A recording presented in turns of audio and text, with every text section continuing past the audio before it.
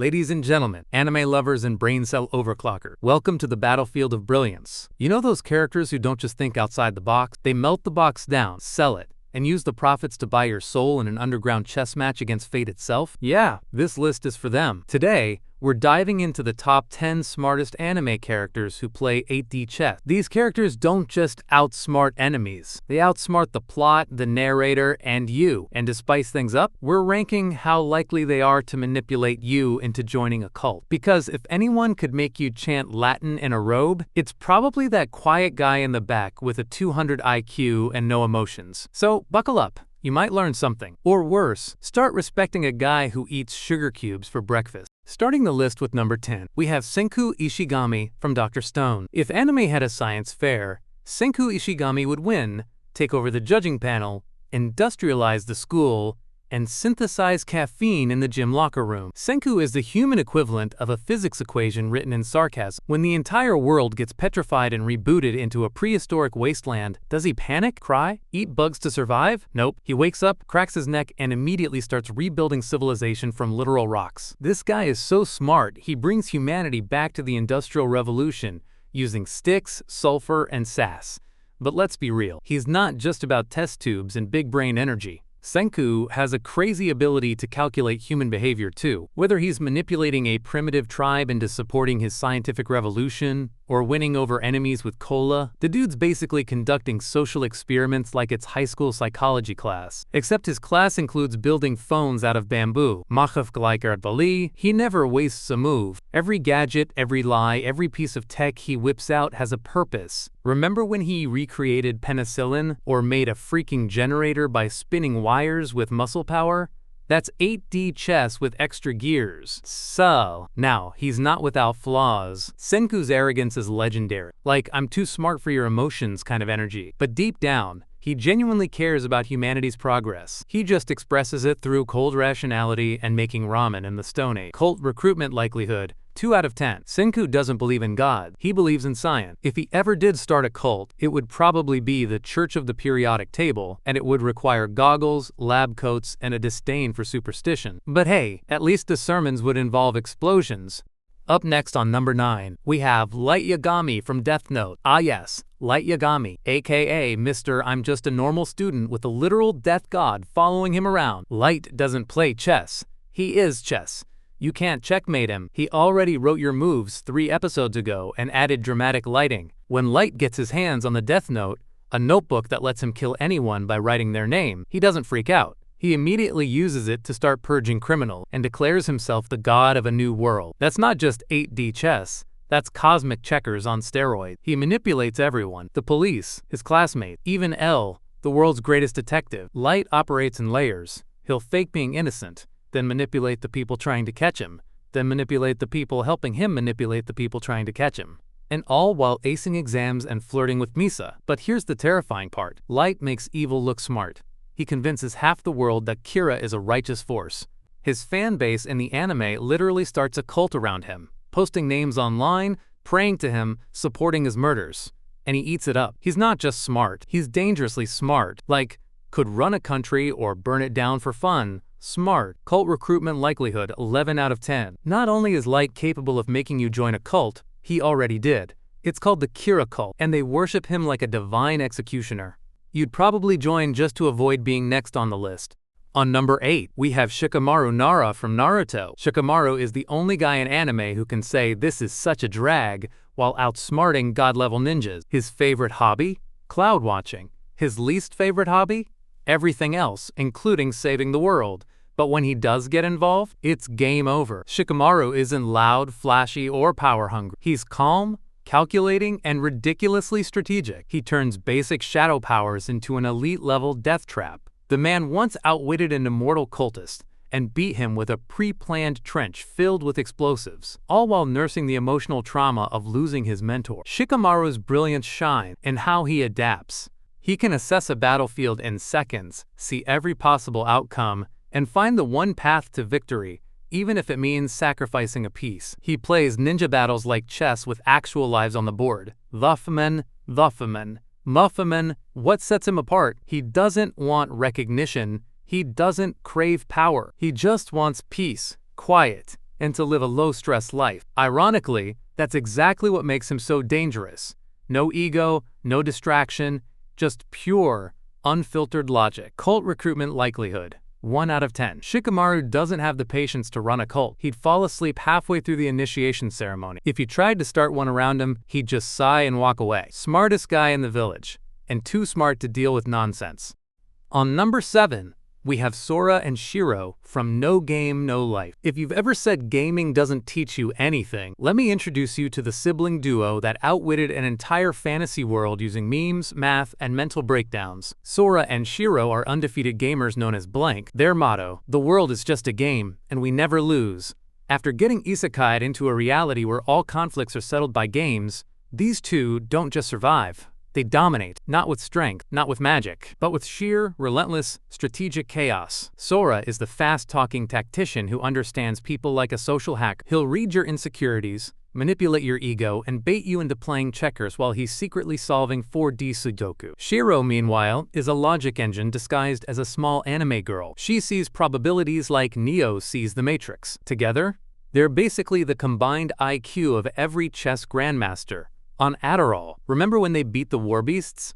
A race of superpowered mind readers? Yeah, they rigged a virtual reality game and created an unwinnable illusion, then won anyway. The enemy literally accused them of cheating, and they said, yes, we did, but within the rules. That's not brain, that's dimensional warfare. Even their weaknesses are strategic. Sora has crippling anxiety and abandonment issues. Shiro's socially detached and rarely speaks, but when they're together, they're unstoppable. They don't just outthink opponents, they make opponents question reality. Cult recruitment likelihood, 5 out of 10. They probably wouldn't start a cult on purpose, but if it gave them XP, extra loot, or cute outfits, they'd absolutely orchestrate a blank faith movement with leaderboards and raids. You'd join just to keep up with their side quests. On number 6, Lelouch v Britannia. From Code Geass, cue the cape, cue the chessboard, cue the monologue that somehow sounds both noble and terrifying. Lelouch v Britannia is the ultimate strategist slash revolutionary slash drama king. He's the guy who will fake his death, start a rebellion, take down empires, and still find time to dramatically whisper in Latin while standing on a giant robot. When he gains the power of Geass, a supernatural ability that lets him give absolute commands, he doesn't go small. He doesn't say, let's be careful. Nah. He goes full Shakespeare and becomes a masked revolutionary named Zero, determined to overthrow the tyrannical Britannian Empire. What makes Lelouch so scary smart is how many moves ahead he always is. He doesn't just plan battles. He orchestrates narratives. He'll lose on purpose to win politically. He'll let people hate him to protect them. Every action, every word, every sacrifice is part of some massive, tangled master plan that only he knows, until it all comes together in a climax so perfectly executed, it breaks your brain and your heart. He manipulates friend and foe alike, topples nations using guerrilla tactics and charisma, and ultimately creates the Zero Requiem, a plan to unify the world through his own death. Yes, he becomes the villain so the world can unite against him. The final move? A suicidal checkmate. Stunsiama mifeti ishin mis don. The man turned revenge into a global moral reset. Stunsiama. Cult recruitment likelihood, 10 out of 10. He literally starts a cult. It's called the Black Knights. They wear matching outfits, chant about justice, and follow a masked man with glowing eyes. You'd join before you realized it was a cult, and by then you'd be yelling, "All hail Lelouch," with tears in your eyes. Up next on number 5, we have L from Death Note. If anxiety was a person, it would look like L, barefoot, sugar-addicted, and hunched like a gremlin who hasn't seen sunlight since the 90s. But don't let the weird posture and obsession with sweets fool you. L is one of the sharpest minds in anime history. While most detectives rely on forensics or evidence, L jumps straight to fourth wall breaking intuition. Within the first few episodes of Death Note, L doesn't just suspect Light. He narrows Kira down to a city, a school, and a specific time of day. He sets traps within traps, uses body doubles, and fakes public broadcasts to trick a supernatural killer. He doesn't play checkers, he plays death chess with cameras hidden in cereal boxes. P.S. What really makes L stand out is his uncanny ability to analyze human behavior. He reads micro-expressions, voice patterns, and even pauses in conversation. His entire battle with Light becomes a mental fencing match, where every word could be bait, and every silence, a sword swing. But here's the twist. L isn't perfect. He makes mistakes. He doubts himself, and he knows he's in a game he might lose. But he plays anyway, pushing Light to the brink with nothing but his mind and trust issues. When he dies, spoiler alert, he dies knowing he was right. And that's the most L thing ever. Cult recruitment likelihood. 4 out of 10. L wouldn't start a cult. Too inefficient. But if one started around him, he wouldn't stop it. He'd just observe it, test its loyalty, and probably dismantle it from within while eating cake. You're not joining his cult, you're joining his experiment. Now on number 4, we got Johann Liebert from Monster. If the devil wore Prada, smiled like a child, and whispered your worst secrets into your ear, his name would be Johann Liebert. Johann isn't just smart. He's a walking existential crisis in human skin. A man so psychologically manipulative, he can convince someone to commit suicide with a single conversation. This guy doesn't need guns or magic. He's got pure charisma, trauma-based chess moves, and the calm, terrifying presence of a man who already knows you've lost. Born from a horrifying eugenics experiment, raised without love, and gifted with the most horrifyingly analytical mind in anime, Johann is the human embodiment of chaos wearing order like a mask. He doesn't just manipulate people, he breaks them carefully, surgically. He finds the weakest crack in their soul and turns it into a canyon of despair. He orchestrates massacres, manipulates both police and criminals, and creates cults and political upheavals like he's playing Risk on Nightmare mode. One of his most twisted moves? Getting an entire class of children to believe they were nothing, and then turning them into broken vessels loyal only to him, and he barely raises his voice while doing it. What's most terrifying is Johann's nihilistic intelligence.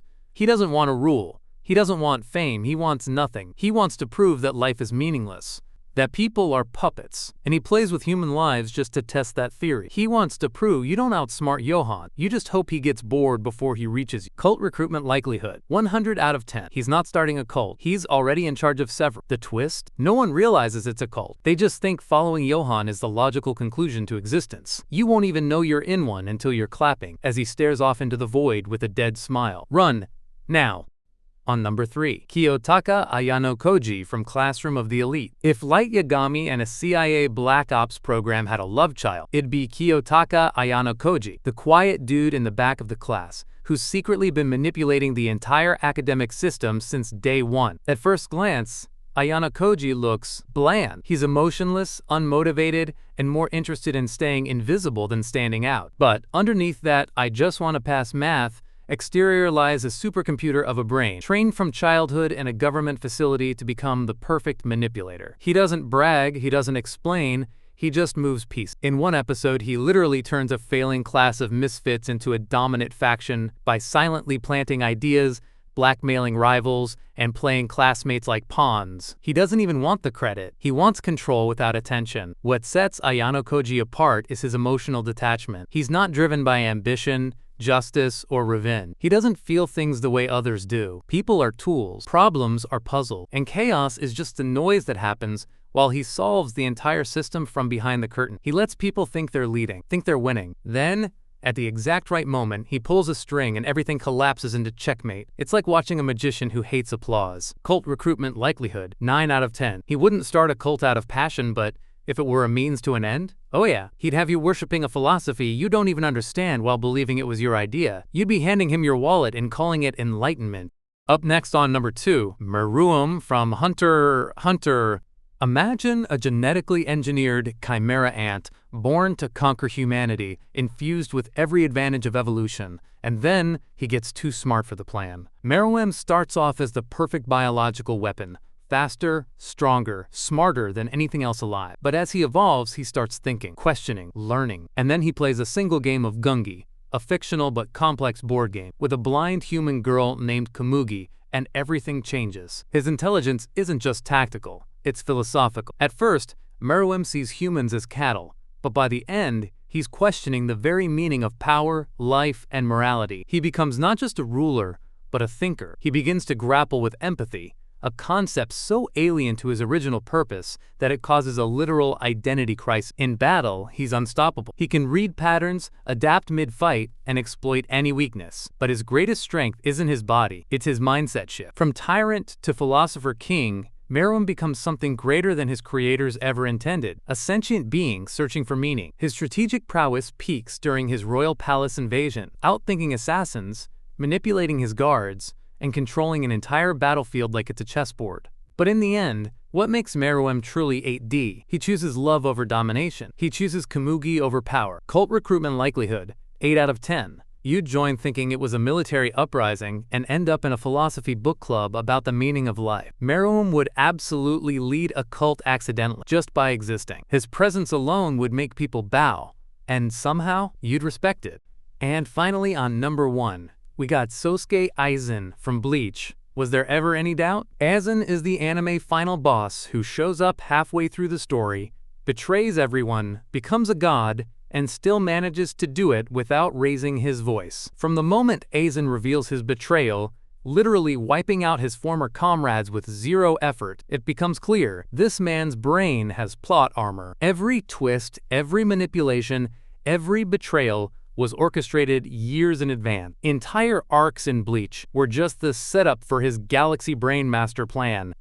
He fakes his death, controls the Soul Society from the shadows, spends decades researching how to become the ultimate being, and then lets the main character grow stronger just to test his own godhood. That's not strategy, that's divine trolling. Or, what makes Aizen terrifying is how calm he is about it. He doesn't yell, he doesn't gloat. Okay, he gloats as everything in that silky villain voice, but he always speaks like he's read the next 100 episodes and is just waiting for you to catch up. Shoppy. He even planned for his own defeat, because why not? It makes the story more interesting. Cult recruitment likelihood, infinity out of 10. You'd be chanting Aizen-sama before you even realized you'd join. He's got the robe, the smirk, the divine aura. He doesn't lead a cult, he becomes the religion. You wouldn't just join, you'd build a temple. And there you have it, the top 10 smartest anime characters who play 8D chess, plus how likely they are to brainwash you into building a statue in their honor. Some want power, some want meaning, and some just want to see the world burn strategically. Either way, they're all living rent-free in the collective brain of the anime fandom. Drop your favorite 8D chess move from any anime character in the comments. Did I miss someone?